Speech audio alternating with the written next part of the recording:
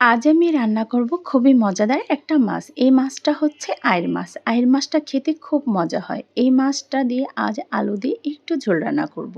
ফার্স্টে প্যানটা বসিয়ে দিয়ে দিলাম এখানে সর্ষের তেল।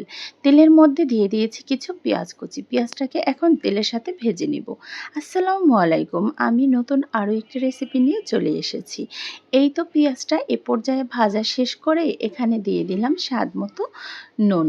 এই তো নুনটা দিয়ে এখন আমি দিয়ে দিয়েছি আধা চা চামচ এখানে আদা বাটা, আধা চা চামচ দিয়ে দিয়েছি রসুন বাটা, আধা চা চামচের মতো এখানে দিয়ে দেবো জিরার বাটা, 2 চামচের মতো অ্যাড করে দিয়েছি পেঁয়াজ বাটা। এই তো মশলাটা দিয়ে এখন তেলের সাথে একটু ভালো করে নেড়ে চেড়ে নিয়েছি। আর সর্ষের তেলটা দিলেই কিন্তু ফুলে ওঠে। এই তো মশলা দেওয়ার পর এই তো এখন দিয়ে দিয়েছি এখানে 1 চা চামচ হলুদের গুঁড়ো, দিয়ে দিয়েছি 1 চা চামচ মরিচের গুঁড়ো। এই তো এ পর্যায়ে সম্পূর্ণ মশলাগুলি অ্যাড করে দিয়েছি। এখন একটু পানি দিয়ে মশলাটাকে সুন্দর করে কষিয়ে নেব। এই তো মশলা কষানোর পর এখানে আমি দিয়ে দিয়েছি ফালি করা কিছু কাঁচামরিচ কেটে। তো মশলাটা এই পর্যায়ে কষানো শেষ করে এখানে আমি আলুগুলো কেটে নিয়েছিলাম। এই তো ধুয়ে পরিষ্কার করে রাখার পর এখন মশলার সাথে আলুগুলো ফার্স্টে কষিয়ে নেব। এই তো আলুগুলো মশলার সাথে কষিয়ে নিয়েছি। এরপরে আমি মাছগুলো অ্যাড করে দিব।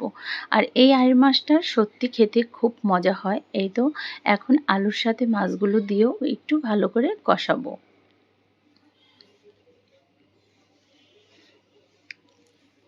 এই তো এ পর্যায়ে আমি আলুর সাথে মাছগুলো দিয়ে সুন্দর করে কষিয়ে নিয়েছি। আর আরও কিছুক্ষণ কষাবো, তাই একটু ঢাকনা দিয়ে ঢেকে দিব। এই তো ঢাকনা দিয়ে কিছুক্ষণ ঢেকে রেখে দিয়েছিলাম। কিছুক্ষণ পর এই তো ঢাকনা তুলে আরও একটু নেড়েচেড়ে দিয়েছি। তো মাছটা আর আলুটা কিন্তু একসঙ্গে সুন্দর করে কষানো শেষ। এখন আমি এখানে অ্যাড করে দেব ঝোলের জন্য পানি। তো এখানে আমি ঝোলটা কিন্তু গরম পানিতে অ্যাড করে দিয়েছি।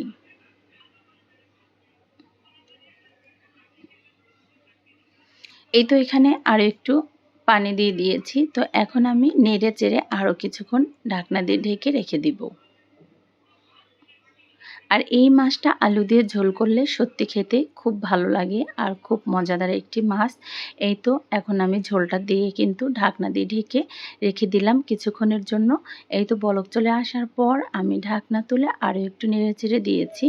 তো এভাবেই কিন্তু রান্নাটা করেছিলাম। মাশাআল্লাহ, এই আইড় মাছটা খেতে খুব মজা হয়। তো এ পর্যায়ে রান্নাটা শেষ করে এখন দিয়ে দিলাম ভাজা জিরার গুঁড়ো। ভাজা জিরার গুঁড়োটা কিন্তু স্বাদটা একদমই দ্বিগুণ করে দেয়। সেই একটা ঘ্রাণ হয় আর খেতেও কিন্তু খুব মজা হয়। তো এই তো মাশাআল্লাহ, রান্নাটা শেষ করে এখন আমি পরিবেশন করে নিব। আলু দিয়ে আইড় মাছের রেসিপিটা আমার কেমন লাগলো অবশ্যই কমেন্টে জানাতে ভুলবেন না। ভালো লাগলে একটি লাইক কমেন্ট করে পাশে থাকবেন। বিদায় নিলাম। সবাই ভালো থাকবেন, সুস্থ থাকবেন। আল্লাহ হাফেজ।